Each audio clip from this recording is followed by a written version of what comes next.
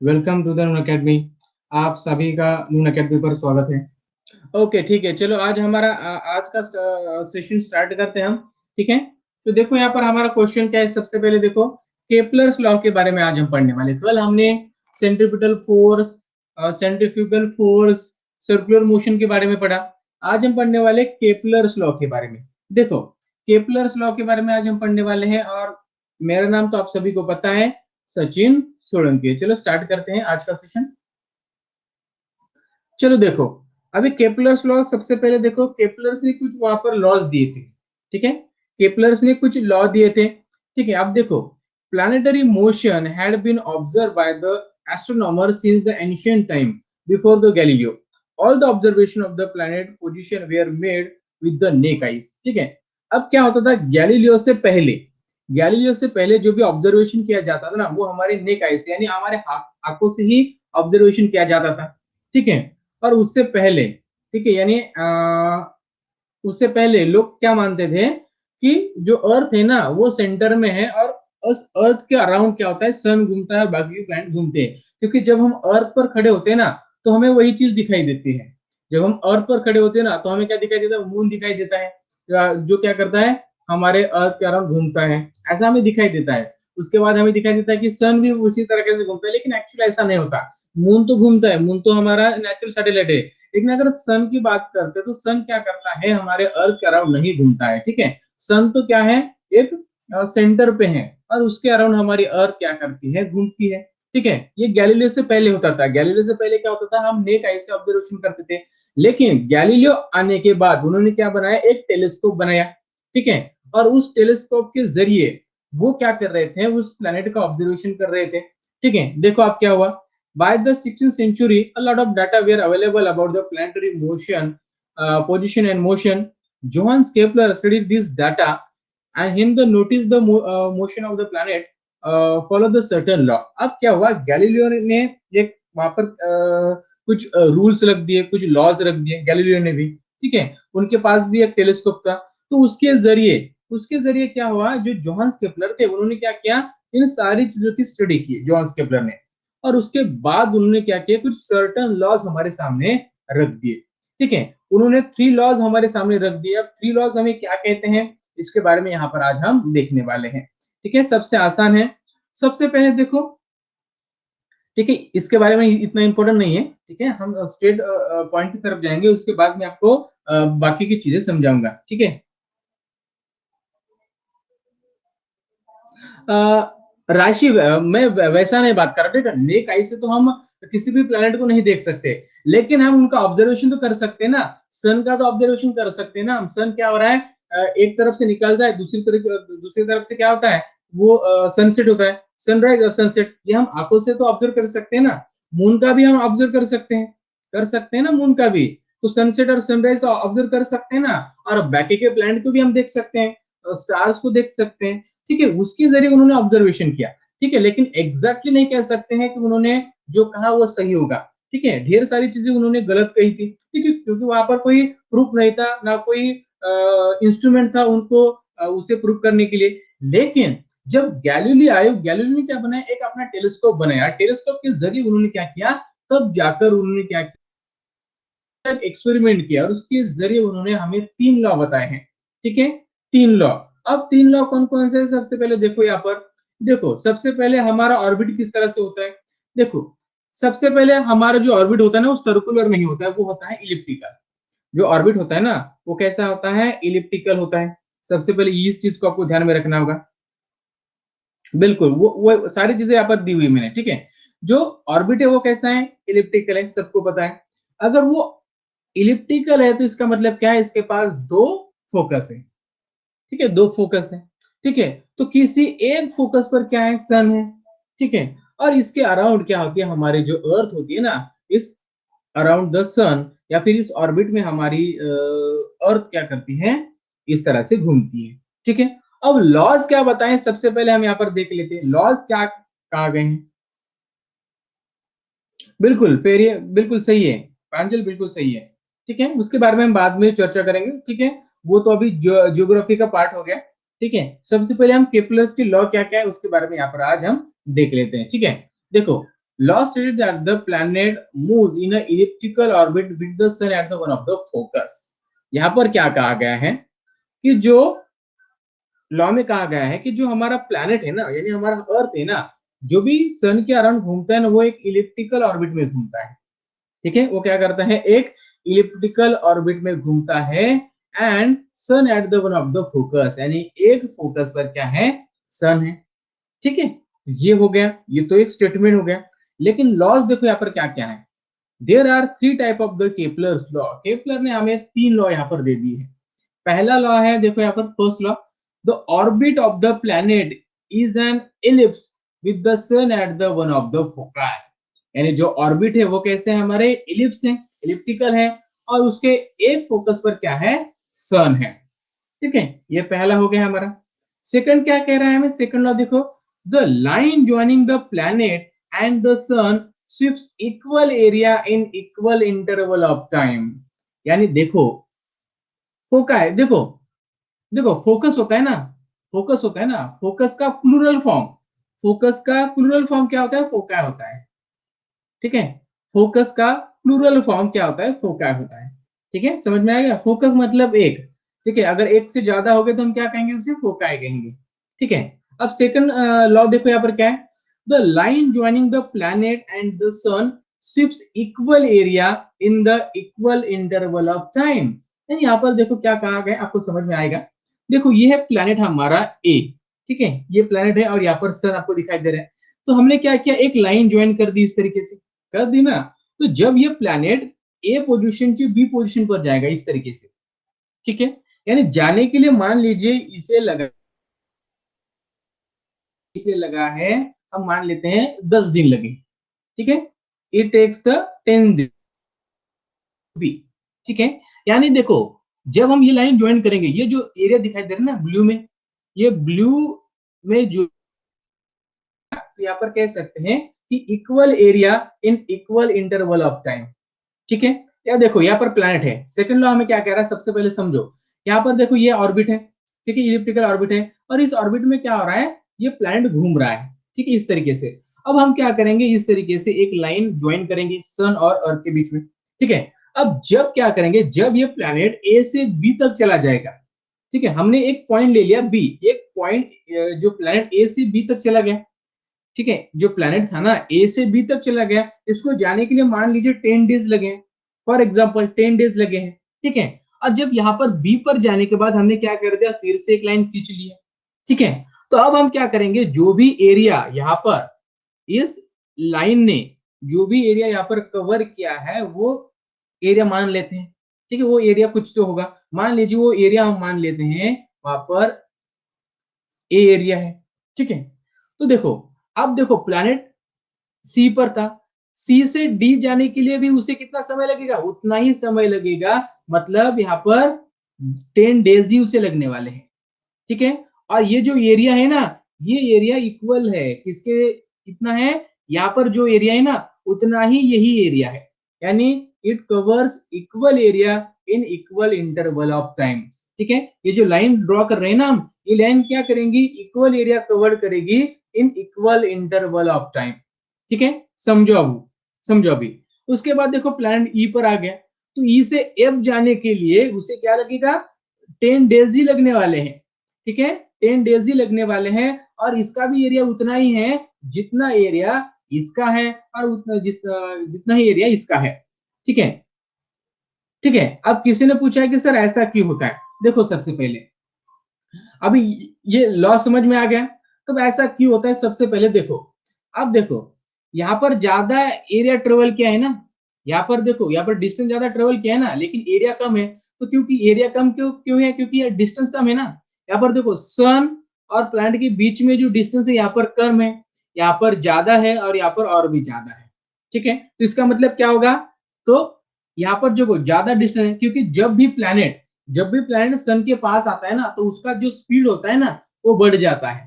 जब भी प्लैनेट सन के नजदीक आता है ना, तो उसका स्पीड बढ़ जाता है। तो इसका मतलब ये एरिया, ठीक है, ये एरिया क्या हो जाएगा, उसका जो उन्होंने डिस्टेंस ट्रेवल किया इस प्लैनेट में, वो बढ़ जाएगा।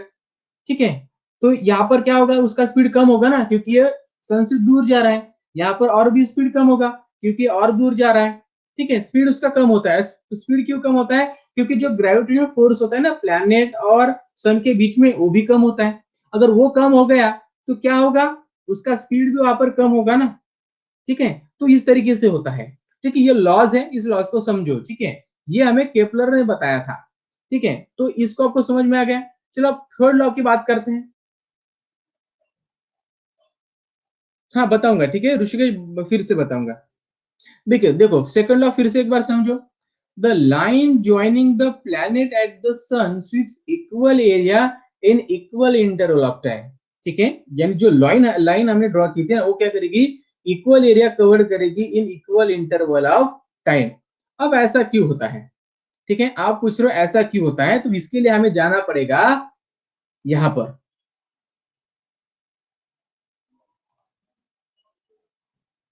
ठीक है, तो हमें जाना पड़ेगा यहां पर। ठीक है, तो इस एग्जाम्पल को हम अभी सबसे पहले समझना होगा। ठीक है, अब मान लीजिए आपके पास एक कोन है, इस तरीके, ये कोन है। ठीक है, और आपने क्या कर दिया? इस कोन को इस तरीके से कट कर दिया। ठीक है, तो ये एक इलिप्स बन जाएगा आपके पास, इस तरीके से जो भी आपको दिखाया दिया है। इंटरवल्स में, इंटरवल्स का मतलब क्या होता है? गैप। ठीक है, टाइम के बीच में गैप। ठीक है, मान लीजिए अभी 10 बजे है, उसके बाद 11, उसके बाद 12, उसके बाद 1। ठीक है, फिर से 1 बजे, तो गैप है ना इन दोनों के बीच में, तो इसे हम कहेंगे इंटरवल। इसे क्या कहेंगे? हम इंटरवल कहेंगे, ब्रेक कहेंगे। ठीक है, टाइम के बीच में होता है। लेकिन जब आप कहीं पर अगर फिल्म देखने गए हो, तो इंटरवल होता है ना, 10-12 मिनट का इंटरवल होता है कि नहीं? बस थोड़ा सा ब्रेक से समझो। ठीक है, डिफरेंस, दो टाइम का डिफरेंस मान लेते हैं आसान से। देखो यहाँ पर क्या कहा गया है कि देखो, अगर इलिप्स होगा तो क्या होगा? इलिप्स होगा तो क्या होगा? उसके पास दो फोकस होगी। ठीक है, दो फोकस होगी, एक ये वाला F1 और दूसरा F2। ठीक है, और यहाँ पर क्या कहा गया है कि जब, तो देखो, an ellipse is the curve obtained when the cone is cut by the inclined plane. जब हम कोन को इंक्लाइंड प्लेन से कट करते हैं ना, तो हमें एक इलिप्स मिलता है। ठीक है, आप सभी को पता है। It has a two focal points, इसे दो फोकस होते हैं, ये हमने अभी देख लिया। Sum of the distance to the two focal points from every point on the curve is constant. यानी देखो, अगर हम इस दो पॉइंट को, यानी F1 और F2 को अगर हम कनेक्ट करते हैं किसी किसी भी कॉर्नर से, मान लीजिए इस तरीके से हमने कवर किया, तो इसकी लेंथ क्या होगी? सेम होगी। ठीक है, अगर हमने इस तरीके से कनेक्ट किया तो इसकी लेंथ सेम होगी। अगर हमने इस तरीके से इसे कनेक्ट किया तो लेंथ सेम होगी। इस तरीके से अगर हमने कनेक्ट कर दिया तो इसकी लेंथ सेम होगी। अगर हमने इस तरीके से इस दो फोकल पॉइंट को कनेक्ट कर दिया तो इसकी लेंथ सेम होने वाली है। यहाँ पर हर जगह पर सेम लेंथ होगी। ठीक है, इस तरीके से होगा। मान लीजिए इस तरीके से आपने क्या कर दिया, तो इसकी लेंथ क्या होने वाली है? सेम होने वाली है। ठीक है, यानी यहाँ पर लेंथ क्या होगी? सेम होगी। और इसी प्रॉपर्टी के वजह से, ठीक है, देखो ये प्रॉपर्टी है। ठीक है, ये प्रॉपर्टी है, ये मैथमेटिकल प्रॉपर्टी है इस इलिप्स की। ठीक है, इस इलिप्स की क्या है? मैथमेटिकल प्रॉपर्टी है। तो इसके वजह से क्या होगा? जब हम एरिया की बात कर रहे थे ना, एरिया की बात कर रहे थे ना, तो वहां पर भी क्या होगा? वहां पर भी इक्वल एरिया कवर्ड होगा इन इक्वल इंटरवल ऑफ टाइम। ठीक है, ये थोड़ा सा ऐसा समझ लो। ठीक है, ये प्रॉपर्टी है, एक मैथमेटिकल प्रॉपर्टी है। ठीक है, अब समझो। ठीक है, अगर किसी ने मुझे पूछ लिया, ठीक है सर, 4+4 सर 8 ही क्यों होते हैं, 9 क्यों नहीं होते? तो इसका जवाब तो मैं नहीं दे सकता ना। मैं बता सकता हूँ कि 4+4 8 होते हैं, लेकिन किसी ने पूछ लिया सर 9 क्यों नहीं होते, तो इसका जवाब तो मैं नहीं दे सकता 9 क्यों नहीं होते। ठीक है, तो मैं जो चीजें हैं उसे एक्सप्लेन कर सकता है। ठीक है, लेकिन अगर कोई ऐसी चीज हो, ठीक है, जिसका कोई रीजन ही नहीं हो, ठीक है, यूनिवर्सल ट्रूथ हो, तो उसे प्रूव करने की जरूरत नहीं होती है। ठीक है, ऐसा कुछ चीजें होती है। ठीक है, जैसे कि कुछ चीजें ऐसी होती है कि उन्हें एक्सप्लेन करने की जरूरत नहीं होती, उसे हमें समझना पड़ता है। ठीक है, कुछ चीजें ऐसी होती है। देखो अब यहाँ पर मैंने वही बात कर रही थी। ठीक है, यानी ये जो एरिया है ना, उसी की वजह से यहाँ पर इक्वल एरिया कवर हो रहा है इन इक्वल इंटरवल ऑफ टाइम की वजह से। चलो अब हम बात करेंगे यहाँ पर थर्ड लॉ के बारे में। थर्ड लॉ देखो यहाँ पर क्या होता है। The square of its period of revolution around the sun is directly proportional to the cube of the mean distance from the planet of the sun। यानी जो भी उससे टाइम लगने वाला है ना, वो क्या होता है? उसका square directly proportional to the cube of the distance between the two planet. इस तरीके से होता है, ठीक है, समझ रहे हो ना। अब देखो यहाँ पर क्या गया है, the square of its period revolution, यानी जो भी समय लग रहा है ना प्लैनेट को घूमने के लिए, एक रिवॉल्यूशन पूरा करने के लिए, अगर उसका स्क्वायर हम करते हैं तो वो डायरेक्टली प्रोपोर्शनल होता है to the cube of the mean distance from the of the planet from the sun. अभी इसे समझ लो क्या होता है सबसे पहले, ठीक है। यानी स्क्वायर डिस्टेंस का मतलब मान लीजिए यहाँ पर टी को अगर हमने 1 कंसीडर किया तो 1 का स्क्वायर कितना आता है, 1 ही आता है, ठीक है। अगर हमने मान लीजिए यहाँ पर हमने क्या कर दिया, आर आर को अगर हमने 1 मान लिया तो आर का क्यूब कितना आएगा, 1 ही आएगा। लेकिन अगर हमने आर को अगर 2 कर दिया, ठीक है, तो कितना आएगा, तो ये आएगा आर का स्क्वायर आएगा, यहाँ पर 2 का स्क्वायर आएगा 4 आएगा ना। अगर यहाँ पर हमने यहाँ पर भी 2 कर दिया तो इसका कितना आएगा, इसका आएगा 8। तो इससे हमें क्या समझता है कि अगर अगर मान लीजिए अगर डिस्टेंस अगर 8 टाइम बढ़ गया, अगर डिस्टेंस दो प्लैनेट के बीच में अगर जो भी डिस्टेंस होता है ना, देखो ये मान लीजिए ये है हमारा, ये सन है और यहाँ पर अर्थ है, ठीक है। और इन दोनों के बीच में अगर डिस्टेंस अगर 8 टाइम बढ़ गया, 8 टाइम बढ़ गया, तो टाइम कितना तो उसे रिवॉल्व करने में, रिवॉल्यूशन पूरा करने में टाइम कितना लगने वाला है। हाँ सभी को होता है, ठीक है, कितना लगने वाला है, 2 स्क्वायर मतलब 4 टाइम्स। यानी अगर डिस्टेंस अगर देखो अगर दोनों प्लैनेट के बीच में अगर 8 टाइम अगर डिस्टेंस बढ़ गया, 8 टाइम अगर डिस्टेंस बढ़ गया, तो उसे रिवॉल्व करने के लिए समय कितना बढ़ने वाला है, तो 4 टाइम ज्यादा लगने वाला है, 4 times it take the more time, ठीक है। इस तरीके से ये होने वाला है, ठीक है। अब जिसको भी नहीं समझा उसे एक बार फिर से समझा देता हूं, ठीक है, ठीक है, फिर से एक बार समझा देता हूं, ध्यान से सुनो अभी सारे बच्चे। ओके रिद्धी, पुन्हा एकदा सांगतोय, ठीक आहे, पुन्हा एकदा सांगतोय, 1 मिनिट, एकदा मी पीडीएफ देतोय, पुन्हा एकदा सांगतोय, ठीक है। बिल्कुल सानिका सही है, ठीक है, ठीक है, सही है। लॉ ऑफ पीरियड भी कहते हैं, सेकंड वाले को क्या कहते हैं, लॉ ऑफ एरिया भी कहते हैं, ठीक है, समझ लो। अब देखो यहाँ पर केपलर्स का जो लॉ दिए है ना, केपलर से क्या क्या है देखो, बिल्कुल बिल्कुल, देखो अब सबसे पहले देखो केपलर ने हमें 3 लॉ दिए हैं। पहला लॉ क्या कहता है, there are 3 type of the Kepler's law, Kepler के 3 लॉ। पहला लॉ कहता है the orbit of the planet is an ellipse with the sun at the one of the foci. पहले लॉ में कहते हैं कि जो प्लैनेट है ना वो सन के अराउंड एक इलिप्टिकल ऑर्बिट में घूमते हैं और उसके एक फोकस पर क्या है, सन है। बस इतना ही ध्यान रखना है। पहला लॉ क्या है, the orbit of the planet is an ellipse with the sun at the one of the foci। यानी जो ऑर्बिट है वो सारी इलिप्टिकल है, इलिप्स है, और उसके एक फोकस पर क्या है, सन है। ये पहला लॉ है, ठीक है। अब फोकस का मतलब क्या, देखो फोकस एक बार समझ लो फिर से, ठीक है। फोकस का मतलब होता है सेंटर, फोकस का मतलब क्या, सेंटर। आपने एक सर्कल निकाल लिया तो सर्कल का सेंटर होता है कि नहीं होता है, होता है कि नहीं होता है, सेंटर होता है ना, ठीक है। तो इसी को हम फोकस कहते हैं, ठीक है। अब देखो किसी ने पूछ लिया कि सर इलिप्स को देखो, इलिप्स क्या होता है, देखो जब हम दो सर्कल, देखो जब हम दो सर्कल इस तरीके से जोड़ते हैं ना, ठीक है, तो इस तरीके से हम जोड़ दिया तो ये जो आउटर शेप बन गया ना, ये इलिप्स जैसा बन गया, इलिप्स जैसा, ठीक है। और इलिप्स को देखो इस यहाँ पर एक सर्कल है, इसका एक सेंटर हो गया, और यहाँ पर एक सर्कल है, इसका सेंटर, यानी हमारे पास 2 फोकस हो गया ना, यहाँ पर हमारे पास क्या हो गए, 2 फोकस हो गए ना उसकी वजह से, ठीक है। तो ऐसा समझो थोड़ा सा, ठीक है। तो कोई बात नहीं, मेरा नहीं कुछ नहीं यार, मैसेज आ गया था, एटीएम ब्लॉक हो गया तो इसकी वजह से मैं थोड़ा सा चेक कर रहा था यार, पता नहीं क्या हो गया। चलो बाद में बात करेंगे उसके बारे में, ठीक है, जान दो यार, ठीक है। चलो अभी सेकंड लॉ के बारे में सुनो। सेकंड लॉ क्या कहता है, the line joining the planet and the sun shifts equal area in equal interval of time. यानी यहाँ पर देखो, यहाँ पर जो प्लैनेट है ना इस तरीके से, तो ये क्या करेगा, इक्वल टाइम में ये क्या करेगा, इक्वल एरिया स्वीप्स करेगा। मान लीजिए यहाँ पर 10 डेज में उसने कुछ एरिया स्वीप्स कराया है, तो वो नेक्स्ट 10 डेज में भी उतना ही एरिया स्वीप करेगा, उतना ही एरिया वो कवर करेगा, ठीक है। तो ये हमें बताता है सेकंड लॉ। अभी थर्ड लॉ क्या बताता है देखो, the square of its period of revolution, ठीक है, मतलब T square around the sun is directly proportional to the cube of the distance of the planet from the sun. यानी ये जो टी स्क्वायर है ना, ये directly proportional to the R cube. ठीक है, यानी यहाँ पर मैंने अभी आपको कहा था कि ठीक है, अगर डिस्टेंस अगर 8 टाइम बढ़ जाएगा, ठीक है, डिस्टेंस अगर 8 टाइम बढ़ जाएगा तो क्या होगा?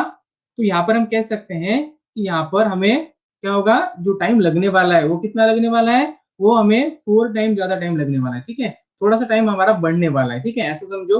ये तो explain law. Okay, first law फिर से करूँ क्या? ओके, ध्यान दो अभी। देखो पहला लॉ, देखो यहाँ पर आपको समझ में आ जाएगा ना। ठीक है, पहला लॉ कितना आसान है यार। यहाँ पर देखो, the orbit of the planet is an ellipse. ठीक है, ओवल शेप देखा है ना आपने, अंडे जैसा, और उसके एक फोकस पर सन है। ठीक है, बस यही लॉ है बेटा। ठीक है, चलो चलो, यहाँ पर मैं कोई क्वेश्चन पूछ रहा हूँ। देखो, ये नहीं का क्वेश्चन बैंक में क्वेश्चन आया है। ठीक है, जो क्वेश्चन बैंक है ना क्लास 10th के लिए दी हुई, उसके लिए क्वेश्चन आया है, तो कोई मुझे इसका आंसर बताएगा ना? चलो पहले क्वेश्चन देखो यहाँ पर, what is the conclusion about the orbit of the planet. देखो कोई बताएगा मुझे आंसर क्या होगा इसका? क्या कंक्लूजन आप निकाल पाओगे ऑर्बिट से, इस डायग्राम से? कोई मुझे बताएगा? ठीक है, नितेश बेटा मैं फिर से पढ़ाऊंगा, ठीक है, डोंट वरी, लेकिन पहले मुझे बताओ चलो। बिल्कुल। देखो क्या कहा गया है, what is the conclusion about the orbit of the planet. यानी यहाँ पर देखने के बाद आप कंक्लूजन क्या निकाल पाओगे कि जो भी ऑर्बिट है, ऑर्बिट कैसे हैं, सॉरी, ऑर्बिट कैसे हैं, इलिप्टिकल है ना। ऑर्बिट कैसे हैं, इलिप्टिकल है ना। ये कंक्लूजन हम निकाल पाएंगे इलिप्स से, बिल्कुल।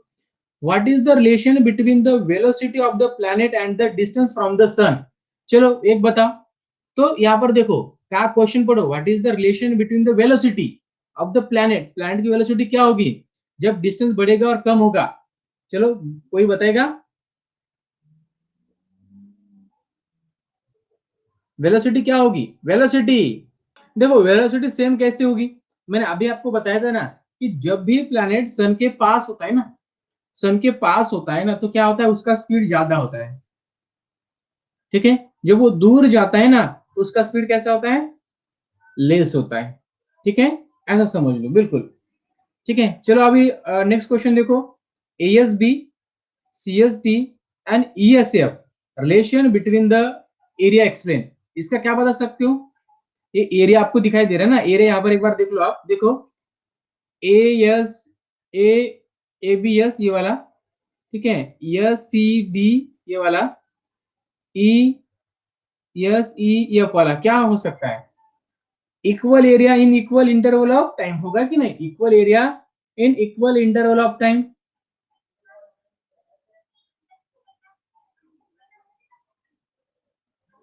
होगा ना? बिल्कुल, equal area in equal interval of time.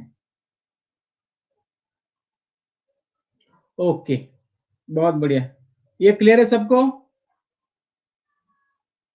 ठीक है, ओके, चलो अभी नेक्स्ट क्वेश्चन, क्लियर है ना? बिल्कुल बिल्कुल, चलो। सही है, सही है, सानिका सही है, चित्रा सही है, हर्षवर्धन सही है, बिल्कुल बिल्कुल। चलो चलो, देखो आज का मुझे लगता है आज का सेशन, मुझे टॉपिक तो खत्म हो गए हैं। आज का टॉपिक आई होप खत्म हो गए हैं। ठीक है, चलो एमसीक्यू लेते हैं, चलो एमसीक्यू लेंगे, चलो एमसीक्यू लेंगे। तो यहाँ पर 89% बच्चों ने बिल्कुल सही कहा है। देखो केपलर्स का थर्ड लॉ में हमने क्या पढ़ा था? ठीक है, हमने पढ़ा था T square directly proportional to the R square, पढ़ा था ना, हमने यही पढ़ा था ना, देखो। ठीक है, T square directly proportional to the R R cube पढ़ा था ना।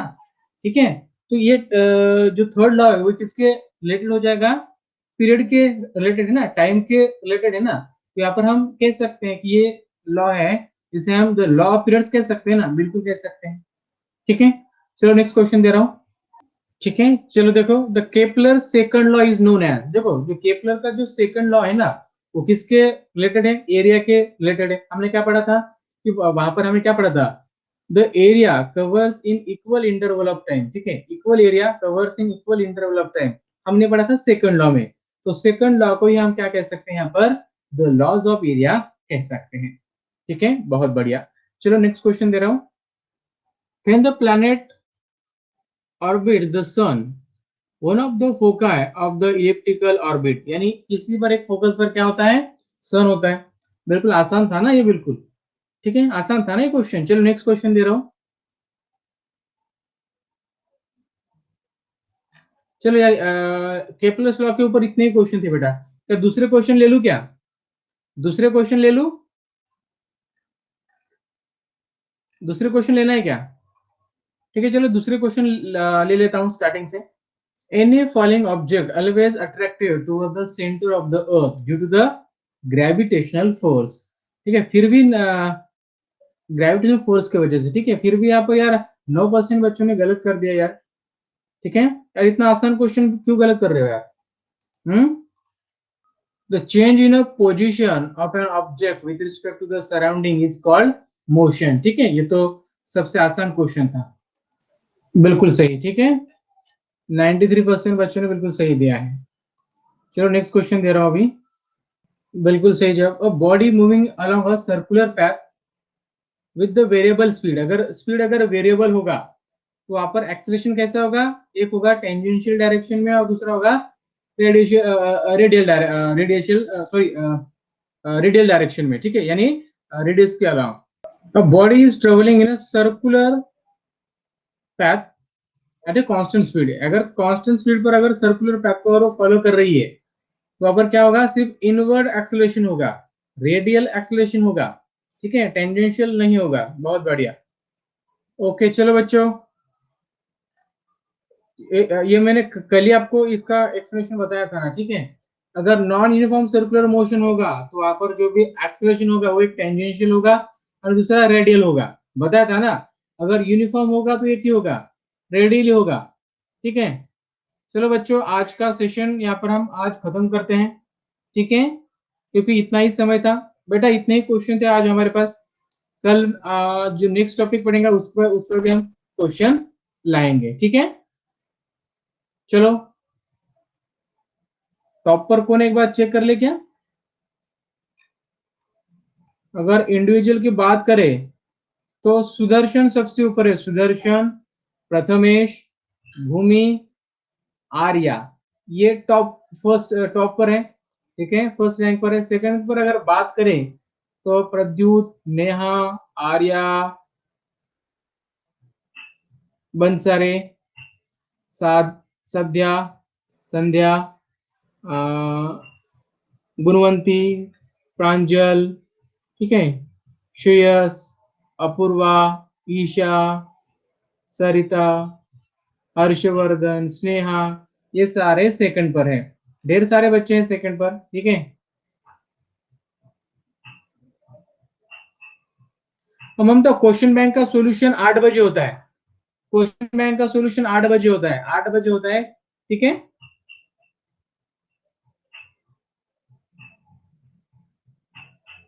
और बच्चों एक बात में बोलना भूल गया, बच्चों एक बार ध्यान दो इधर, एक बात में बोलना भूल गया, थोड़ा सा ध्यान दो इधर, ध्यान दो अभी इधर। कल का देखो, कल शाम को सेशन नहीं है। ठीक है, कल कल सेशन नहीं है। ठीक है, कल शाम का सेशन नहीं है। ठीक है, कल का सेशन नहीं है। ठीक है, कल का सेशन नहीं है। ठीक है, कल थोड़ा सा मैं बाहर जा रहा हूँ। ठीक है, थोड़ा सा मुझे थोड़ा सा कल काम है। ठीक है, तो कल का सेशन नहीं होगा। ठीक है, कल का सेशन में परसों लूंगा, परसों लूंगा। ठीक है, मैं उसका टाइम आपको बता दूंगा परसों। ठीक है, क्लियर है सबको? एक बार मुझे बताओ, कल का सेशन है क्या? कल का सेशन नहीं है। ठीक है, तो कल आप मुझे मैसेज करेंगे कि क्या हो गया सर। ठीक है, कल का सेशन प्रोबेबली नहीं है। ठीक है, लेकिन अगर मैं कल अगर जल्दी वापस आ गया, कल अगर मैं जल्दी वापस आ गया तो सेशन होगा। ठीक है, तो मैं आपको ऐसा मैसेज कर दूंगा। अगर मैं नहीं आया तो सेशन नहीं होगा। ठीक है, तो 100% सेशन तो नहीं है, 100% सेशन तो नहीं होगा।